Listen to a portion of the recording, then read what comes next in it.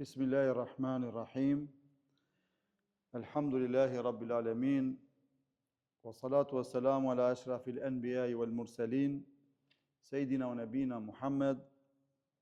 Sallallahu alaihi wa sallam wa ala alihi wa sahbihi ajma'in. Wa man tabi'ahum bi ihsanin ila yawmiddin. Rabbi shrah li sadri. Wa yassir li amri.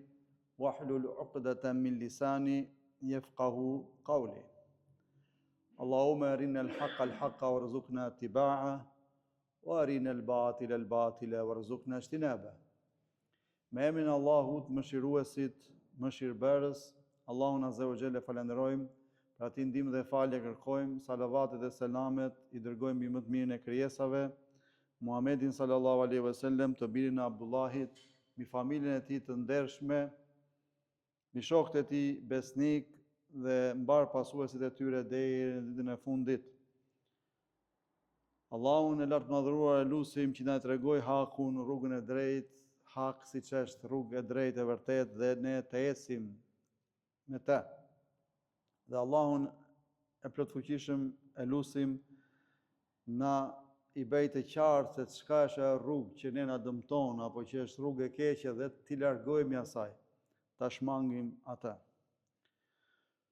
Të nderuar vëllezër dhe motra, selamu alejkum wa rahmetullahi wa barakatuh. Paqja dhe begatit e Allahut qofshin mbi ju. E falenderojmë përsëri Allahun e gjithëpushtetshëm që na mundsoi të mblidhemi sot në këtë shtëpi prej shtëpive të Allahut. Në këtë vend të begatshëm, në këtë vend të bereqetshëm, në këtë vend të artë ku zbret mëshira e Allahut bashkë me melajket e tij. Dhe të gjithë pranishmit që janë në këtë shtëpi të Allahut i kap mëshira e Zotit dhe emrat e tyre ngjiten lart tek Zoti i gjithëpushtetshëm dhe Allahu Azza wa Jall zbret mbi ta faljen e tij. Inshallah sot do të vazhdojmë me kalvarin e ligjëratave tona në lidhje me fragmente nga jeta e sahabëve, në veçanti me 10 të përgëzuarit me xhenet, ku na kanë ngelur edhe 2 sahabit të nderuar nga 10 të përgëzuarit me xhenet, një do e trajtojmë sot dhe i fundit inshallah i bie për ligjëratës tjetër.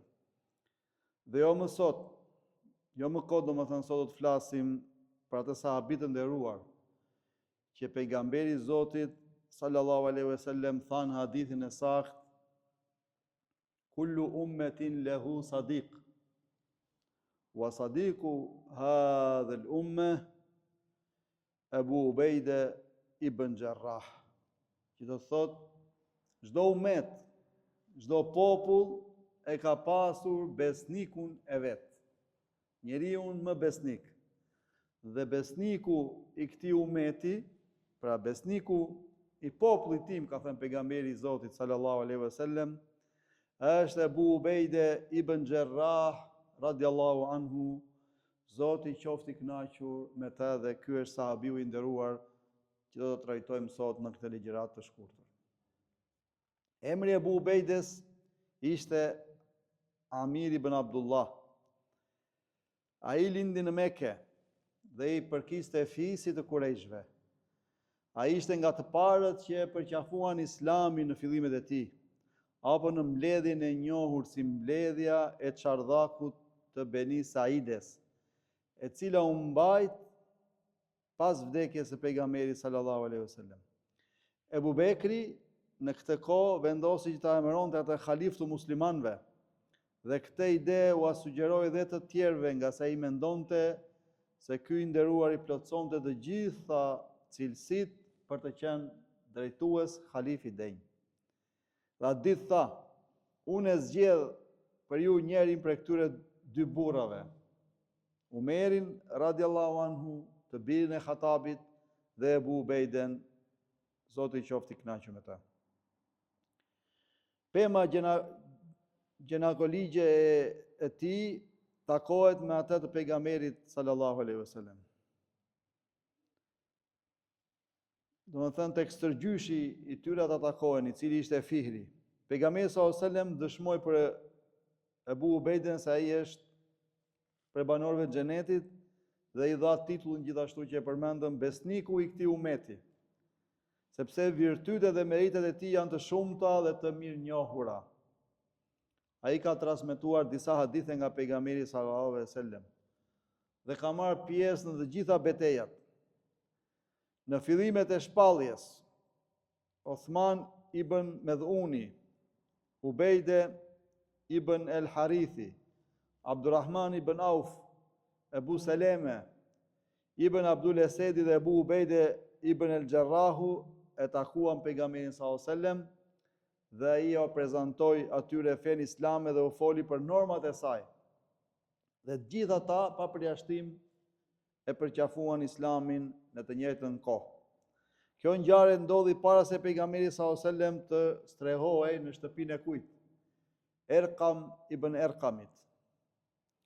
Ndërsa në betejën e Bedrit, Ebu Ubejde ibn Gjerrahu ishte nga ata sahabi që nuk ju trëm syri dhe nuk i bëri bisht asnjë lloj dyliftimi. Kushdo që i dilte për dyliftim, ai e përballonte. Vetëm një dyliftim, ai u mundua me gjithë shpirt ta shmangte. Ai mundohej ta shmangte, ai që kërkonte dyliftim i gjende përballë. Abu Ubejdia i shmangej, ai përsëri i vinte përballë. Ai u mundoi ta shmangej në çdo aspekt, në çdo situatë, por nuk mundi ta shmangte dhe u përball me ta dhe e mposhti dhe subhanallahu, dini kush ishte ai? Ishte babai i tij. Pra ai nuk luftoi babain, por luftoi kufrin, luftoi mohimin Allahut xhele xhelalu, pavarësisht se u mundua t'i shmange, por nuk u shmang dot. Ndërsa në betejën e Uhudit, ai tregoi trimëri të rrallë, sepse ju e dini që pejgamberin sallallahu alejhi dhe sellem e dëmtuan mushrikët, saqë hallkat e elmetës së të dërguarit të Zotit ju ngulën në fytyrë. Dhe Ebu Ubejde ibn Gjerrahu radiallahu anhu me dy dhëmbët e tij i kanë nxjerr copzat e elmetës që ishin ngulur pejgamberit sallallahu alejhi dhe sellem dhe ju shkullën dhëmbët. Mirë po fytyra e tij u hieshua më shumë nga rënia e dhëmbëve dhe u bë e famshme shpreha që nuk ishte parë ndonjëherë njeri me dhëmbë shkullur që ishte më i hishëm se Ebu Ubejde ibn Gjerrahu, Zoti qoftë i kënaqur me të. Ai ishte nga ata sahabë që emigruan në Abisini, por nuk ndente gjatë atje. Ai bënte pjesë në mesin e sahabëve që ishin hafiza. Hifzin e Kur'anit e dinin përmendësh. Ku sahabiu i nderuar Amr ibn Asi radiallahu anhu, i cili e drejtonte një ekspozit në tokat e Shamit, apo ekspedit me ushtar në tokat e Shamit, u friksua shumë nga numri i madh i armikut dhe i kërkoi pejgamberit sallallahu alajhi wasallam për forcime. Ai i dërgoi një njësi ushtarake e cila përbehej nga muhaxhirët, ata që emigruan në Mekë në Medinë, pra muhaxhirët. Dhe në radhë e saj ishin burra si Ebu Bekri, Umeri, ndërsa komandant të kësaj njësie, pejgamberi Zotit alayhi salatu wassalam, e caktoi Ebu Ubejde ibn Gjerrahun, Zoti qoftë i kënaqur me ta. Kur mbërritën në Sham, Amri u tha atyre, unë jam komandanti juaj. Ndërsa ata i thanë, ti je komandanti i ushtrisë tënde, ndërsa komandanti ynë është Ebu Ubejde. Amri u tha, ju jeni për forcime dhe keni ardhur për të më ndihmuar, për të më përforcuar. Po Ebu Ubejde, i cili kishte moral të lartë, ishte i urtë, i binte urrit të pejgamberit sallallahu alajhi wasallam dhe i përmbajej besës së tij, u tërhoq menjëherë nga posti i komandantit dhe u fut në komandën e Amr ibn Asit radiallahu anhum xhemian. Ebu Ubejde ibn Gjerrahu shquhej për sjellje të mirë, urtësi të theksuar dhe natyrë modeste, për cilët në mënyrë autentike, pra në hadithin e saktë që transmetohet tek Sahihu i Bukhari dhe Sahihu i Muslimit, hadithin që ne e përmendëm në fillimin e kësaj ligjërate, ku tha pejgamberi sallallahu alajhi wasallam, çdo umet e ka pasur një besnik, dhe besniku i këtij umeti është Ebu Ubejde ibn al-Jarrahu. Kur Umeri radiallahu anhu mbriti në kufi me Shamin, e njoftuan se në Sham ishte përhapur një sëmundje, një epidemi e fortë. Dhe tha, nëse unë vdes dhe Ebu Ubejde është gjallë, atëherë unë emëroj atë zëvendës timin.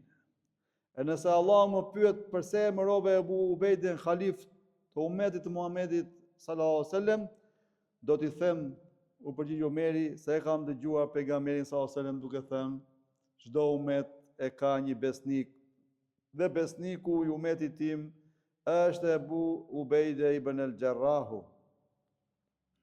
E pyetën Aishën, radiallahu anha, nënën e besimtarve, cili nga shokët e pejgamberit sallallahu alaihi wasallam ishte më i dashur për të. Ajo tha, u përgjigj pejgamberi Zotit, Ebu Bekri, pastaj Umeri, pastaj Ebu Ubejde ibn al-Jarrahu.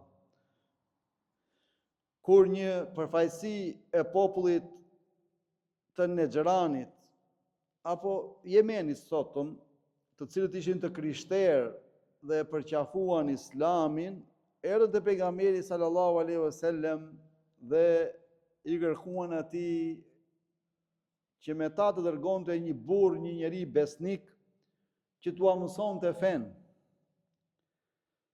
Ai pejgamberi i Zotit tha, duke i lënë sahabët në kurreshtje, do t'ju dërgoj me ju një burr që është vërtet besnik. Kur sahabët e dëgjuan këtë gjë, gjithë secili prej tyre dëshiroi që të ishte ai personi që do dërgonte pejgamberi sallallahu alaihi wasallam me ta. Po pejgamberi i Zotit e dërgoi ka Ebu Ubejde ibn al-Jarrahun, Zoti qofti i kënaqur me ta. Në kohën e Ebu Bekrit radiallahu anhu, Ebu Ubejdia ishte përgjegjës në ekonominë e botës islame. Kur i mbriti Umerit lajmi për rrethimin e Ebu Ubejdes nga ana e armikut, ai shkroi një letër kundër të tjera thuhej: kur njeriu besimtar përballet me një situatë të vështirë, Allahu kërkon rrugdalje për të. Një vështirësi kur nuk mund të dominojë mbi dy lehtësimet që ka premtuar Allahu. Dhe i përmendi ajetin e Kur'anit në surën Al Imran: o ju që keni besuar, duroni dhe mos u dorëzoni dhe ruajini kufit. Ndërsa Ebu Ubejde, Zoti qoftë i kënaqur me të, i shkroi: thot Allahu i madhëruar në surën Hadid ajeti 20: dijeni se jeta e kësaj bote është vetëm lojë, dëfrim, zbukurim, mburje nëpërmjet njëri tjetrit dhe garë për të shtuar në pasuri e në pasardhës. Ajo është si shiu, gjelbërimi i cilit i mahnit buqit, e m'pas ai thahet, e ti e shet të zverdhur, e m'pas bëhet plur, por në ahiret ka edhe dëshkim të rënd, po edhe falje dhe kënaqësi për Allahut, kurse jeta e kësaj bote është vetëm një mirë materiale mashtruese. Kur e mori Umeri letrën, unë gjit në mimber dhe si pasi e lexoi, ja lexoi popullit, tha: o populli i Medines, me këtë letër Ebu Ubejde na nxit të tregojmë interes për luftën e shenjtë. Ndërsa në kohën e epidemisë që ra në Sham, Umeri shkroi përsëri letër Ebu Ubejdes ku i thoshte: kam një hall se më duhesh patjetër ndaj eja sa më shpejt. Kur e lexoi letrën Ebu Ubejde, tha: e kuptoj hallin e prirësit të besimtarve. Ai synon të shpëtoj atë që nuk shpëton dot. Më pas i shkroi Umerit: e kuptoj hallin tuaj, por duhet të më ndjeni, sepse unë jam me ushtarët e muslimanëve dhe nuk i braktis ata për të shpëtuar veten time. Umeri u përlot teksa e lexonte letrën e tij, dhe ata që ishin të pranishëm menduan se Ebu Ubejdi ja kishte ndëruar rjet dhe e pyetën për të. Ai tha ende nuk ka vdekur, por zëreni si të vdekur. Një prej të parëve thot, prej sahabëve, Iyad ibn Gutjafi, Zoti qoftë i kënaqur me të, tha, shkoja për vizitë tek Ebu Ubejdia kur ai u sëmur. E shoqja e tij, Tuhaifa, qëndronte ulur te koka e tij, ndërsa ai e kishte kthyer fytyrën nga muri. I thash, si është gdhir sot Ebu Ubejde? Ajo tha, është gdhir me shpërblime. Ebu Ubejdia ja preu, jo pasha Allahun, nuk jam gdhir me shpërblime. Të pranishme nuk u erdhi mirë dhe eshtën. Ai tha, a nuk po më pyesni pse fola në këtë mënyrë? Ata i thanë, nuk na pëlqeu ajo që i thep dhe s'të pyetëm. Ai tha, unë e kam dëgjuar pejgamberin e Zotit sallallahu alaihi wasallam duke thënë, ai që shpenzon në rrugën e Allahut diçka që i ka tepruar për pasurisë, shpërblehet 700 fish. Ndërsa kur njeriu shpenzon për familjen, apo e viziton një të sëmur, apo e heq një mbeturin nga rruga, në të gjitha këto raste e mira shpërblehet me 10 fish.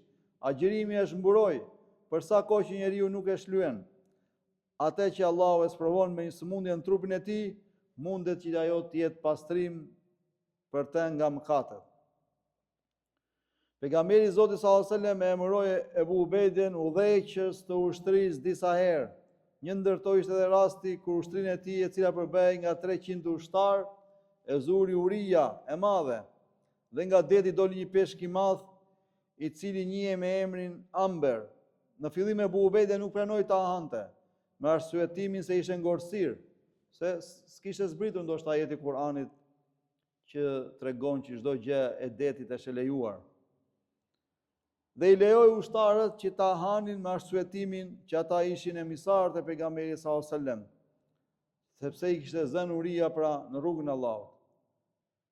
Kur u bë fitnja e Musejleme Kedhabit, pasi mbaroi punë me dezertorët dhe me Musejlemen në kohën e Ebubekrit, vetë Ebubekri u mor me këtë çështje, e emëroi komandant të ushtrive që do të marshonin për të çliruar Shamin. Pra, emëroi komandantët e ushtrive që i dërgoi për të çliruar tokat.